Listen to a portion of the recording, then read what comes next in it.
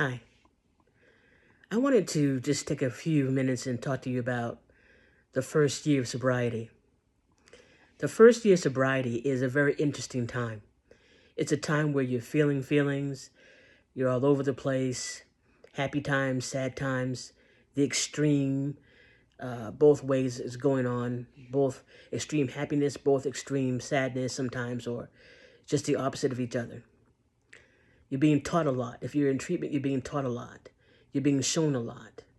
If you're not in treatment, then you're struggling with where you're, maybe where you're living, or maybe where you're going to school, or maybe where you're in college, or maybe where you're, you know, living your life in terms of where you are.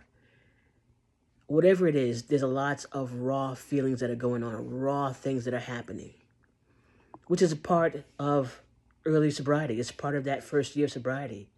There's a reason why they suggest that no one gets involved in a physical or intimate relationship within the first year of the sobriety, because it's tough.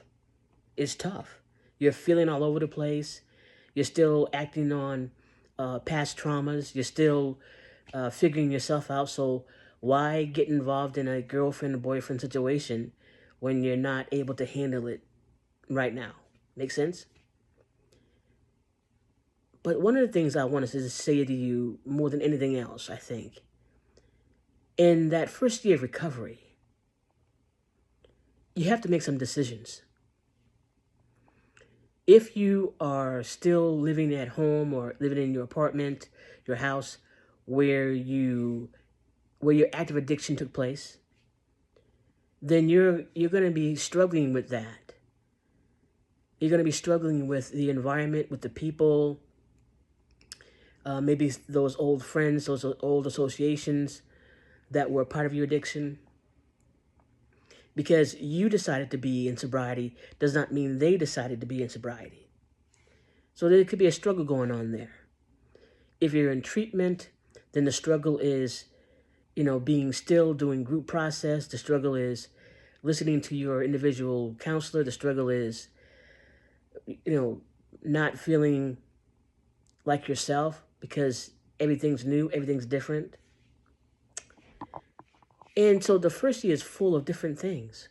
So in your first year, it's really about allowing yourself to have your process, allowing yourself to know and to understand that everything you're going through in terms of your feelings and adjustments and all that is part and parcel about what happens in the first year of sobriety. But you have to make some decisions.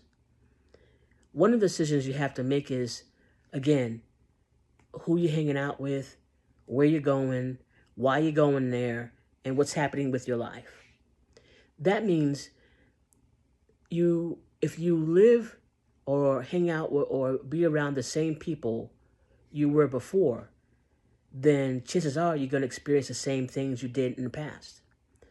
So your decision has to be about making new friends, new associations, having new experiences, and going to different places that are new to you, that might feel uncomfortable, but yet as you practice those things, as you practice being there, as you practice showing up, as you practice hanging out with these new people in your life, you'll get used to it. And it's also making a decision about maybe work, whether it's time for you to go back to work, go back to your old employer, pick a new employer, and that's going to be your choice. It's also going to be a time where if you're married or if you have a fiance, perhaps, it might be something having to do with, having to discuss that relationship in a different way, having to understand the dynamics that you have and that they have and how your dynamics together work. Because maybe that person knew you when you were in your active addiction, but hasn't known you in your sobriety. And so it takes some adjustments for them too, as well as for yourself. So be patient with your process. Again, the first year is about making some crucial decisions. If you go into anonymous meetings, then it's about setting up front where you can hear the speaker, or sitting in a place where you're not going to be distracted. You don't need any distractions. Trust me. None. So you want to be, putting yourself in the right place to receive what you need to receive at those anonymous meetings or in your group process, wherever you might be going to get your help. When I was in my first year of sobriety, these are the things that were true for me. And I had to make some really, really tough decisions. There were people who I was around in sobriety who were sober just like I was, the number of days that I was, and all that. But they were making some wrong decisions. They would go to meetings and they would be talking in the back and hanging out with the girls would be hanging out with the guys and the guys would be hanging out with the girls, and it was chaotic, you know. There'd be people hanging out with people who were still actively in their addiction, not because they wanted to help them, because they were just actually just hanging out. And I saw all this. I saw all this. And I also saw people get into the meetings early to make the coffee and to put out the snacks.